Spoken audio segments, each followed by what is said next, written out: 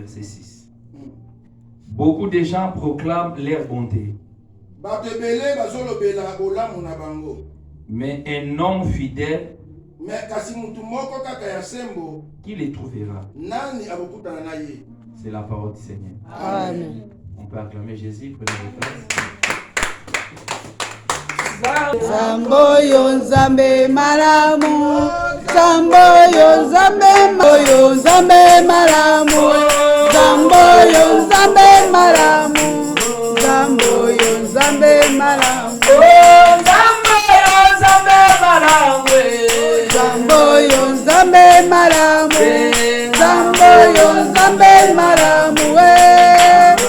nzambe malamu, Yahweh kumama, Yahweh kumama, Yonde nzambe naboma, Yahweh kumama, Yonde nzambe bikamwe, Yahweh yonzambe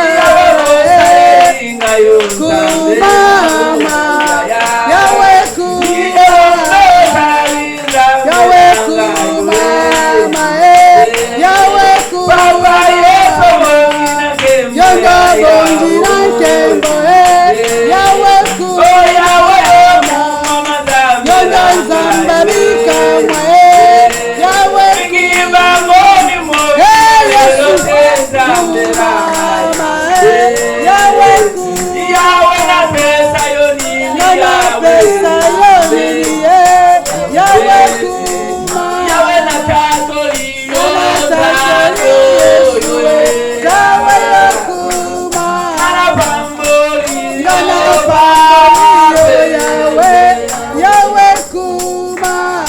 l'honneur et la gloire te reviennent parce que tu mérites. Amen. Sois béni pour cette journée. Que ton trône ne soit bougé, Seigneur. Nous montons dans ton table pour manger, Seigneur, ce que tu as préparé pour nous, Seigneur, cet après-midi. Sois béni parce que tu es le Père qui console nos cœurs, Jésus. Sois loué parce que tu es parmi nous. Que Saint-Esprit prenne la place au nom de Jésus, ainsi que nous avons prié. Amen. Amen. Est-ce que tu peux acclamer Jésus? Amen. Donc, donnez-moi la joie de prêcher la parole. Prenez vos places et acclamez Jésus plus fort. Amen. Amen. Amen. Amen. Prenez vos places. Que Dieu soit loué. C'est soit fidèle jusqu'à la fin. Amen. Répétez à celui qui est à côté, tu lui dis, sois fidèle jusqu'à la fin. Sois fidèle jusqu'à la fin. Sois fidèle jusqu'à la fin.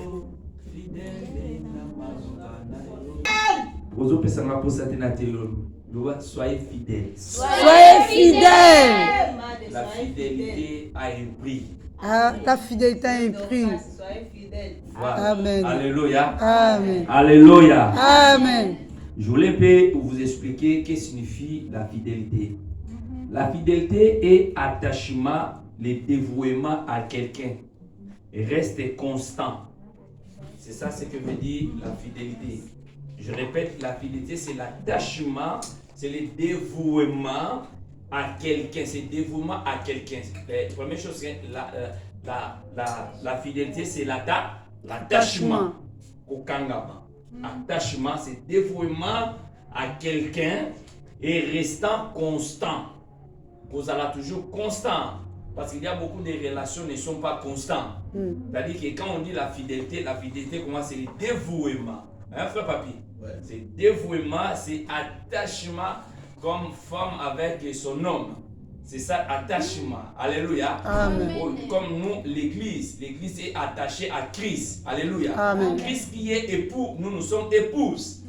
Donnez-moi un amen que je te prêche. Amen. C'est-à-dire que la fidélité, dans l'état que nous sommes, il y a une maman qui a dit, et a passé, Nathan, comme au monde a combo ya fidélité.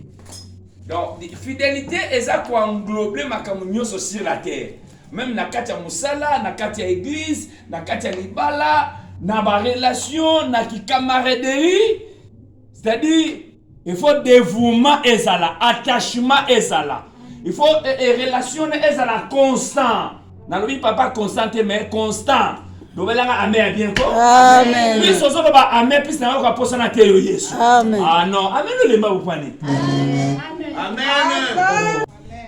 bato baza fidèle, bato baza na dévouement, bato baza attaché, bato baza constant.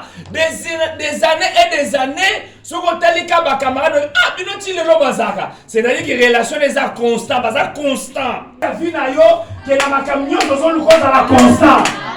La constance, ça montre la maturité. Amen. Une femme mature, aza mutu aza constante.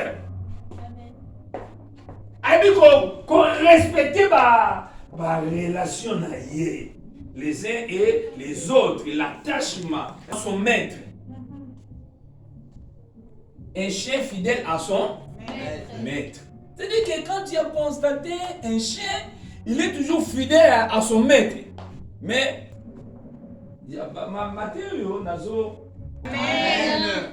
un chien fidèle à son maître, comme un ami fidèle. Alléluia. Comme un mari fidèle. Comme un ami fidèle. La fidélité commence par un chien, un animal. Un animal, il est fidèle à son maître. Et on dit aussi un ami fidèle. Est-ce que dans la relation, dans la ami, est-ce que ça va fidèle? Comme un ami, un mari fidèle. Est-ce qu'aujourd'hui aussi, un homme là, il est fidèle? Est-ce qu'on peut dire aussi cette femme est fidèle? La fidélité commence à des petites choses. Si tu n'es pas fidèle des petites choses, des grandes choses, ça n'arrivera pas à toi. Ah, amen, monsieur le Maroupani. Amen.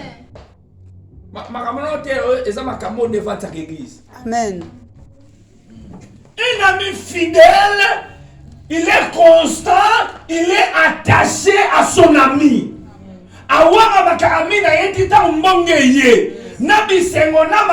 a toujours attaché. C'est ça qu'on dit le dévouement vers les uns et les autres. Mais les gens ont amitié et ça quand c'est autant muninga ala mbongo. So muninga na comme na pasi ami wana sundoliye. So muninga na beli ami na wangamiye. So mkwana ala tabiete wa na miso batu. Mais l'ami fidèle, il supporte son ami. Il y a des hauts et il y a des bas. Moule bête t'as toujours fidèle. Aya poto t'as toujours fidèle. Amen, amen, amen. Et poto t'endem to wanga mabaninga na yo.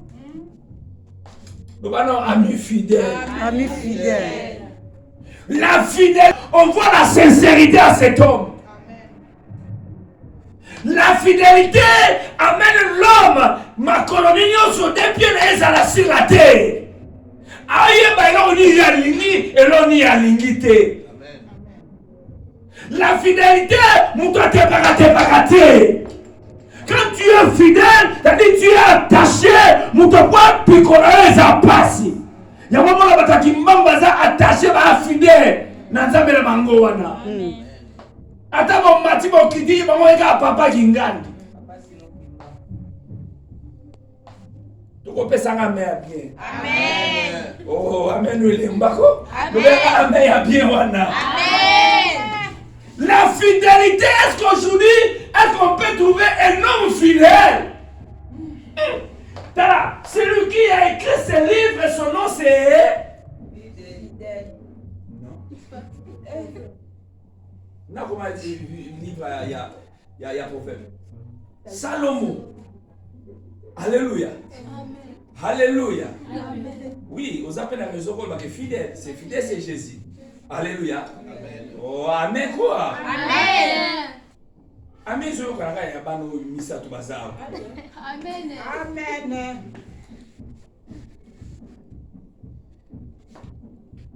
Qui fait quoi? Qui remplit ses engagements. C'est-à-dire qui respecte. À respecter l'engagement dans ce à remplir correctement. Fidèle, synonyme nango ezali la sincérité. Amen. Dans la fidélité, on voit ce qu'on dit la honnêteté. Amen. Alléluia. Amen. Est-ce que vous comprenez? Amen. Quand quelqu'un qui est fidèle, ils ont la sincérité, ils ont la quoi? La honnêteté.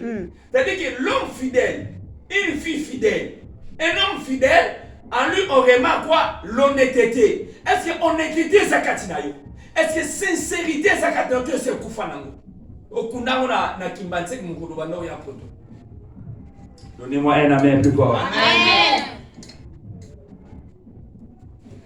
Na latin fidélité li koloba sincère et li koloba bonne foi.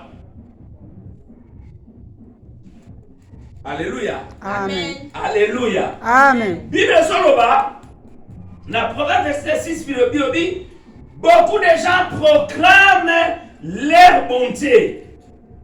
Mais un homme fidèle, qui les trouvera? Batu belé hein. Pourquoi batu belé bazo proclamer ma bonté na bango. Ba beta toro ba osepela. Baza obikumisa so ba sel mutu malam. C'est-à-dire que bonté bango mona mo partout lo amen. Osambela te batu wana koyeba osambela mutu mpai na pa osalango. Amen. Au moins mutu mo kana na église te. Mazana katema peut-être qu'on s'est musulman makuna bibembe se kufi. Alléluia. Amen. Au moment où tu as une église, mais aïe ko respecter mutu. Au moment où tu as la sambe la ganete à gêne la ganete mais à kabaka. Ani no yo ose mutu na passe. La dit bato belé, bazo bete bato no zuna kabele mutu lo wa bingana ka. Na kabaka. Ah no bana na bien ko. Bato belé bazo proclamer, bazo no ke ngana salaka, ngana pesaka, ngana salaka na sungaka, na tabo. Mais bilobi wapi siga o bako tu vois so l'homme Fidèle. Parce que bilobi Dieu renouvelle sa bonté le matin et pas mutunyoso. Bonté, bola monzambe, amoli sango et pas ya moto. Nyonso. Okoki ko sala bolamu. Tant so ya bakanza mete, mama na bino na keta na obike ko yiba mutute, ko finga mutute, sala mana mukabaka, okola na monde. Wa omonango. Eso senga na boto, sala ma bondeli ya 40 jours. Donc ma bonzambe. Bon Dieu mutu nyonso lobaka bato bele bazo ko se proclamer ngaisori ya koma boponga unasa Nasala. salaye somo munya so dena na église on la malanga muna na pesa bato bele même ba rose chrétien bato ya franc-maçon ba proclamer ba bonté na bango quelqu'un na bimisa ki bana combien ba saki l'hôpital nakabela ka mutu boye bon Dieu le kali na mo mutu nyo mais où trouverons l'homme fidèle mutu fidélité va coûter bah tu es belé sur la terre aujourd'hui dans nos églises il n'y a pas des hommes fidèles bah ça m'ouké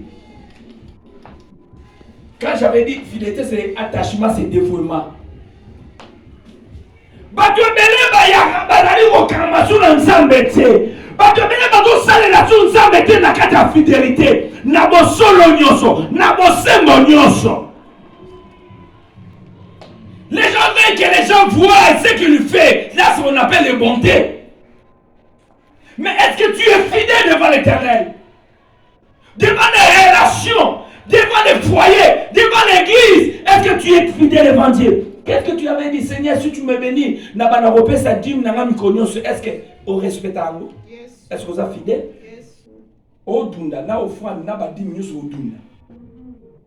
Est-ce que vous êtes fidèle? Il y a oya na nzambe mikolonyos. Est-ce que vous êtes fidèle au s'attacher pas nzambe mutu be moyi? Est-ce que attachement ne pas nzambe taka le loyer dimanche no oyate? Mkono oyate oko sana loko sa nzambe ba ko sa nzambe te. Est-ce que un homme peut tromper Dieu? Ba chrétien les lois baza fidélité, les lois à l'église mansanga, le baza à l'église mandima, les lois à koninga aza tachete. Akanga mana le sika mon côté. Est-ce que fidélité par rapport à ton pasteur, est-ce que tu es fidèle? Au cours sa capacité na yo. Oh, tokoloba amen bien ko. Amen. Tokoloba amen bien ko. Amen. Être fidèle, c'est être sincère dans tes relations. Attachement. Les logements va couper les hommes infidèles et les femmes infidèles.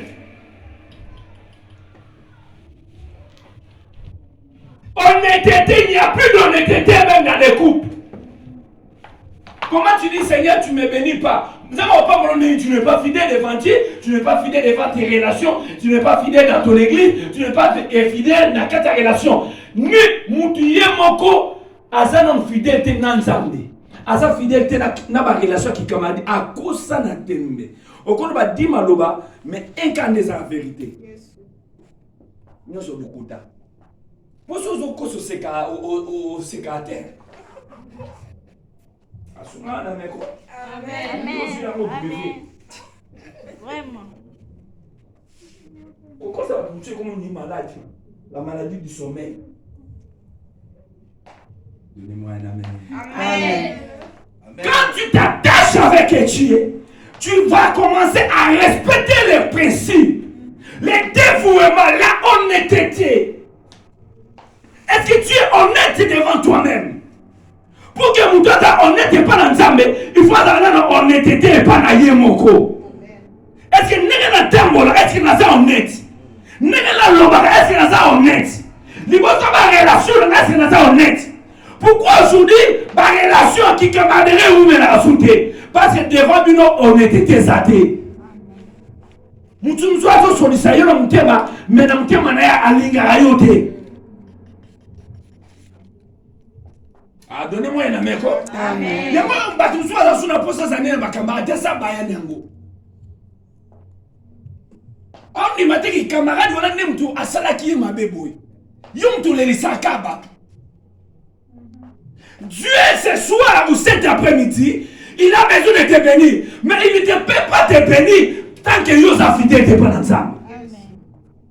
Non, na moya de l'onzambe azana posa na yo. Il va respecter les principes, les principes. Les principes de dévouement et attachement et la honnêteté. La sincérité. Est-ce que combien de choses du Madame Nono est sincère? Est-ce que sincérité est mon nom? Est-ce que honnêteté est mal au lingue na yo? Au sommet lambo kaka ou na boutique ou na bariao. Mais si on a ces peines de lamba, on a attendu aux hommes au sein même 40 secondes pour répondre. Yo mon élo reza au sagana. Au sagana wapi au soir mon son a 20 euros. Ah, personne n'a amen bien quoi. Amen.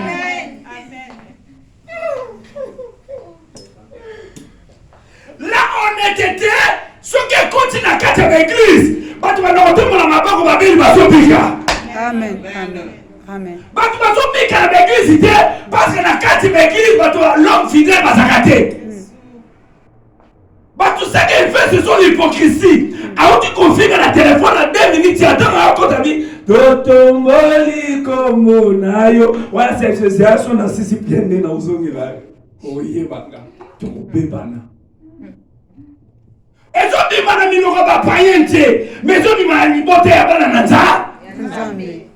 Est-ce que tu es fidèle avec les dîmes? Combien de temps on peut sa dîme sur vos fidèles? Ça fait combien des années? Est-ce que tu ne touches pas l'argent? Ou tu es dans la salle à t'aimer les garanties? Oui ou non?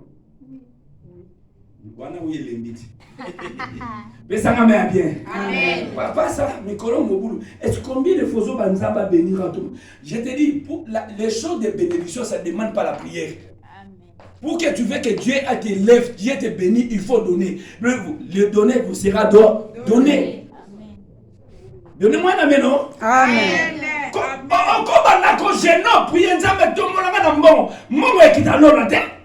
Il faut que tu donnes. Combien de chrétiens ils respectent même les dîmes de l'offrande?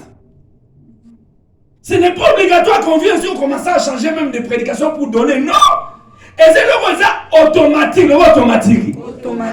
Quand tu es fidèle, Dieu va commencer à te bénir et toi aussi tu vas commencer à bénir l'église de Dieu. Amen.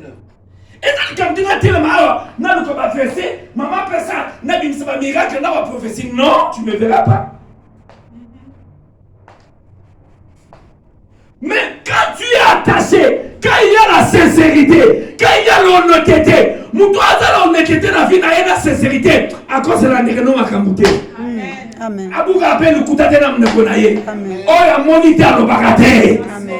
Yo solo balukuta, mais solo bakena la sincérité. Non, tu n'es pas la sincérité. Ce que mon idée balobaka. Ce que yo kite balobaka. On dit combien d'églises ont yo bomi? Combien de sœurs ensemble yo lelisi? Combien de sœurs ba camarades na yo bebisa ba relation? Moutou asa attaché, moutou asa tamwa na honnêteté, moutou asa la dévouement la vie na ye, asa moutou yo, nzambe so to mon maboko na ye, nzamba kitaka pasa la kati na ye. Amen. Nous prions ici, mais tu n'es pas attaché. Oza likolomo l'église awa, likolomo l'église mususu kuna, likolomo na prophète kuna, mutema mususu na passé lefi, mais oza wa la fidélité c'est attachement.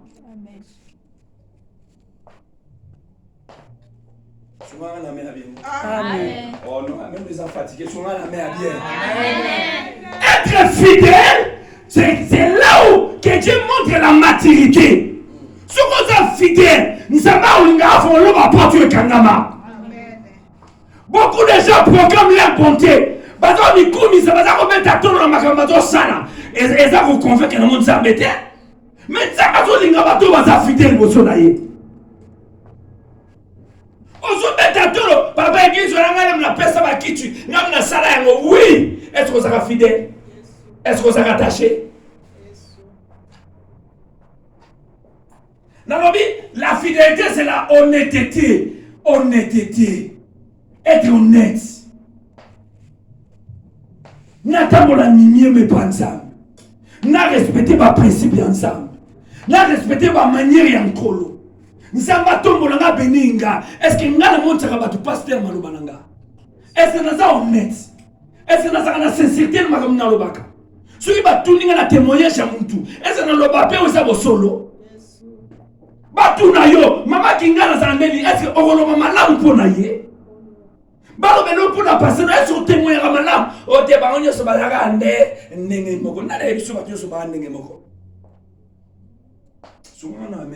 Amen. Nous sommes en train de remplir les églises, mais avec les gens qui sont infidèles. Infidèles à ma dîme, infidèles à mon salaire ensemble, infidèles à ma relation, infidèles à ma famille d'Abisso. Jusqu'à quand crocherez-vous les deux côtés? Qui n'ont monini? Bandeko basi bazo bala te parce que atambola non infidélité na ndako tata na mona mama na bango. Ne mo zo ba ngabi papa biso mikolo na poto to bala biso ka basi ba bote na bango 4 5 pour bango fidèle. Ba o non ba botité ba je lukuta. Makamo mona. Ngabi pourquoi? Bilo akala ndi bazozwa. Oyo izana na mai na makila bazo bwa kango pona ni. Bazota la kati na yo bo solo ezate. Oyebi ko respecter ba principe te. Oyebi ko respecter ba engagement te. Sur ozu engagement l'église, ti passer au lemba na téléphone ko benga yo. Po betio ba kote po kiminu pe église. Combien ba nimba kima ba église po ça une église là à se passer nga mo construction. Akima na ya kokate. A Yesu soit oh, quand ça me dit bien, mais tu vas bien fidèle. Tu n'es pas fidèle, tu n'es pas sotaka. Ben fidèle, ben fidèle. Tu as un homme qui a continué. Il y a un fidèle, tu es infidèle. Pour le monde, on a un attends, je suis question de l'homme. Na ma relation, nous sommes même amizade. Ce qu'on demande à sincérité, ça des amitiés à bien dire. Amen. Mais ça va même quoi bien. Amen. Même la qui camarade, ceux qui ont été des lois. Mon ira la routine qui a aussi babomo bakatoki kimbo. Église sur les attaques parce que 4 personnes on va fidèles pendant ensemble. Babel va côté va robika. Ba maladie va témoigner comme ensemble. Ba pauvreté va rezoa comme ba riche. Amen. Pour être solo zakati na bango. Amen. Quand tu es devant une personne qui est sincère, qui a la fidélité, tu te sens. Oh ça te on doit solo ba solo. Après passer le corona avec ça passe na na mbo passer on doit ça na mbo tika na boni nzamba pa. Apa mbola. Mais on va passer na na mbo te mais lobi kuna ba kuté na western. Oh sanité, moi lo mo mké na otinda na.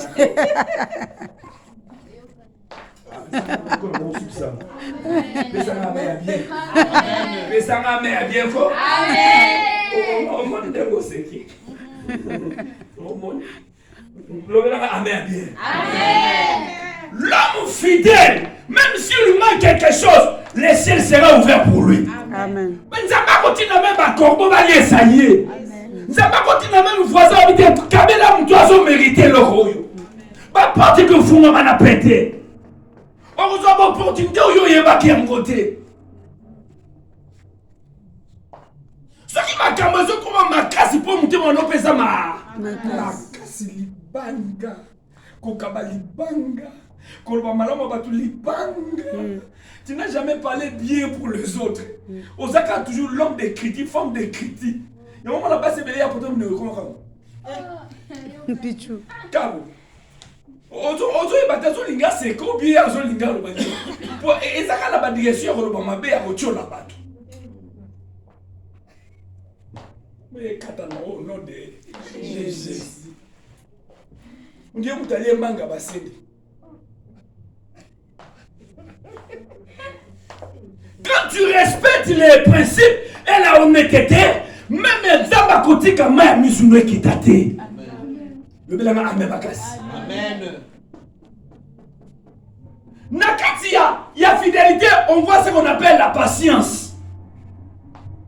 Et ça m'a dit moi si azoye sa maman mo mukolo alobi. Maman na ye na lemi mbali nga za mobulu za fidélité. Azo tromper nga, azo kosanga na lemi na zo boma nga lipala mama bi kobomate. Kobomate. O kasi etika mkena kezo akisi nazo akiso masimba o ekanga mibali. Bavana. Mama binga na opeso kisa danze. Tika babilo wana oyo utaka kimba tika oyo utaka babando nona. Tikango ngana opeso bi aizani ya lobi na 5 moi moi senaye ati mbali ne 5. Aibisi écouter ce kakei. Manque ya fidélité. Akosi. Akompa maman abi, maman na zawo bondela makasabi. Mona nanga. Kende na zamba moko eza kuno yebi na singo. Eloko na opeso mutu so opeso te. Na singo pe mbongo te. Abi wi mama nanga na lele minga bioki. Kende okuta nguma moko kuna. Mais yo kende ozo mafuta nguma ngo abimisaka soka atie kande tusawe mafuta ebimaka oyo bakoma ya mikolo wana soko zu mafuta na obandozo mafuta na opakola ka mbali nona makolo soka lali okomuna okoma kimia mais kozwango kaka mukolo o nguma na zola yo komaka yalalaka mwana mwasi wana sali itsemen akenda kaso akekuna umoka nguma acheka atalier l'indice yaka na bia azongi aisi maman mais chaque jour nazo kende mais nazo ko kozwa mafuta ya okopesa nga me bien amen maman abisala suma kasi une semaine c'est un mois maman na yo aye panaye aye c'est moi na yakasiko ozu mafuta ona zuite obana ke nkonyeso mikonso ba eni nazo changer ba 4 5 6 nazo te osali un mois bi ozali na patience bi Omonika patience osali pona nguma na pose mafuta ne ndepo ozwa patience pona mbali lope changer zonga na bala no zwa patience nzamba ko saka ndai kisi mpone ngana itidio eza la patience.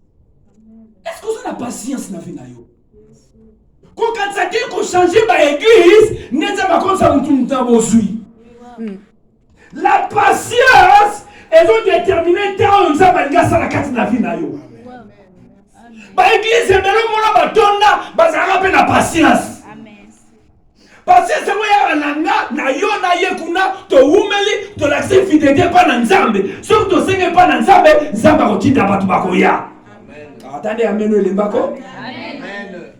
Pourquoi olingi kaka oye lelo so appelle lelo? Ozwi libala oke mbala ko na mbongo pa lelo te. La fidélité. Dieu m'a envoyé ce soir ou cet après-midi pour te dire la fidélité paye bien plus que les hommes. Amen.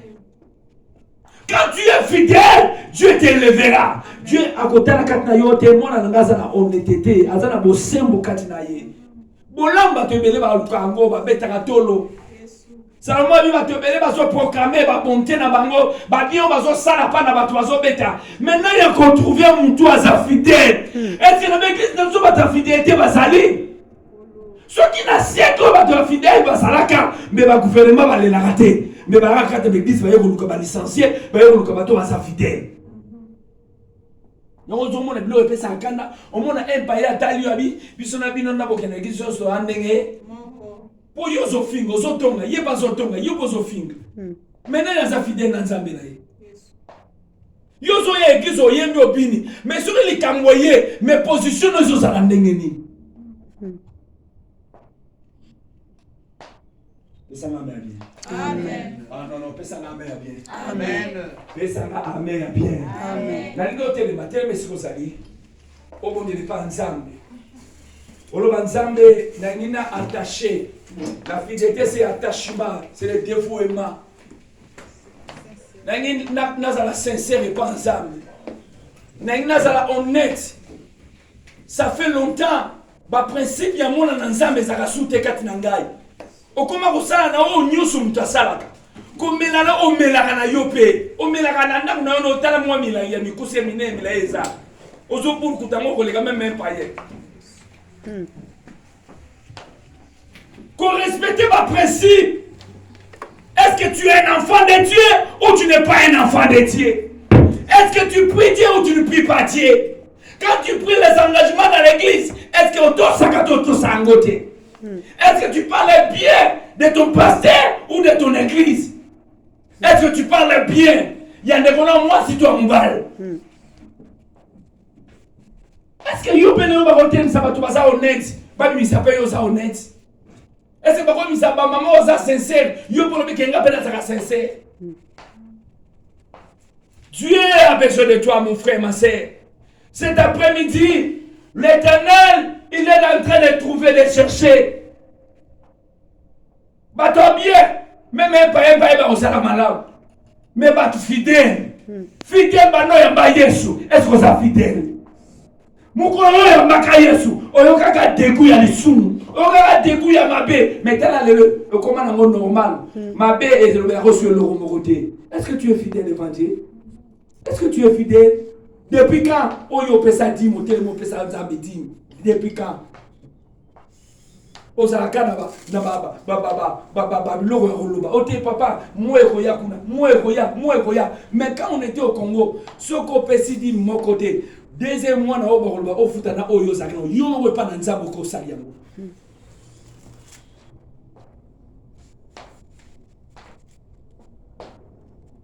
Tomo na bobo na yo. Est-ce que Dieu demande à Dieu, est-ce que je suis fidèle? Est-ce que je suis honnête? Est-ce que je suis sincère? Moi-même, envers mon Dieu, est-ce que je suis sincère?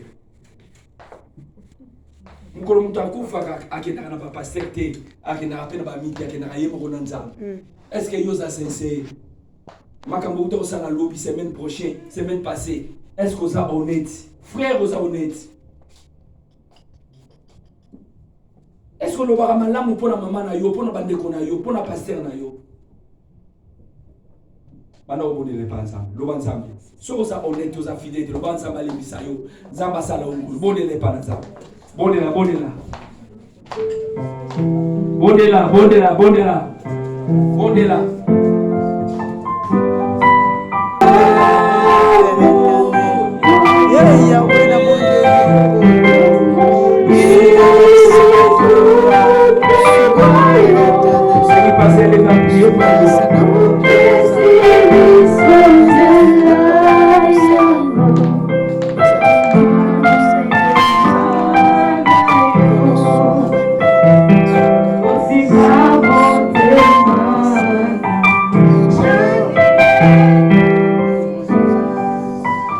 Seigneur Jésus, merci.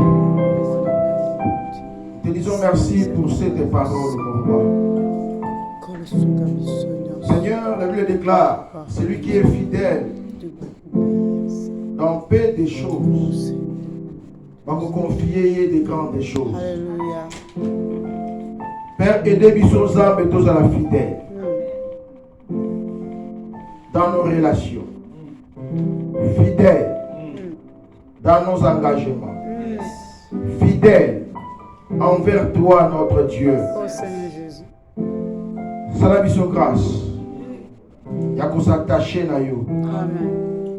Poto mona kembo na kombo na Yesu. Nakombo na Yesu Kristo. Pambola moteiza. Amen. Au nom de Jésus. Amen. Amen. Amen. Amen. Tobete likolo. Amen. Quand on a joué à tous sur le pasteur de l'église, il y a un pantikona.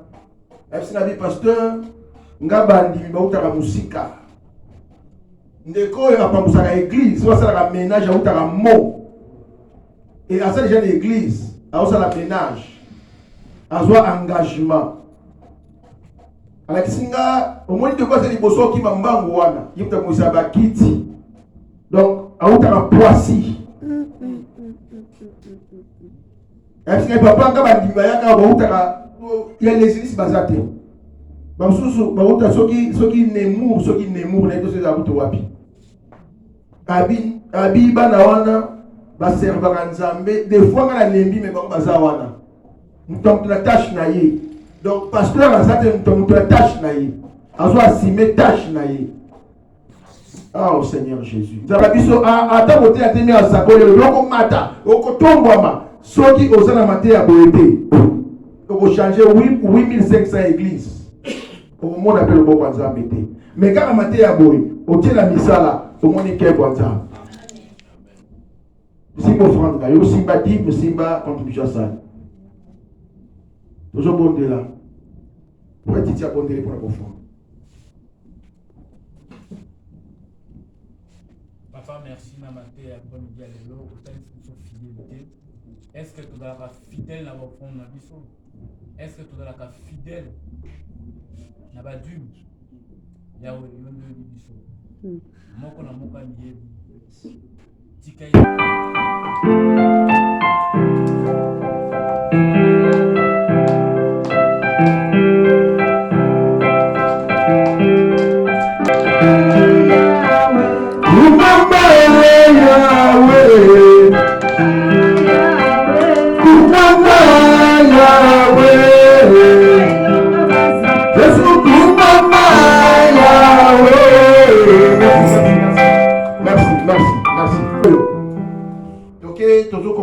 Annonce les aboyés.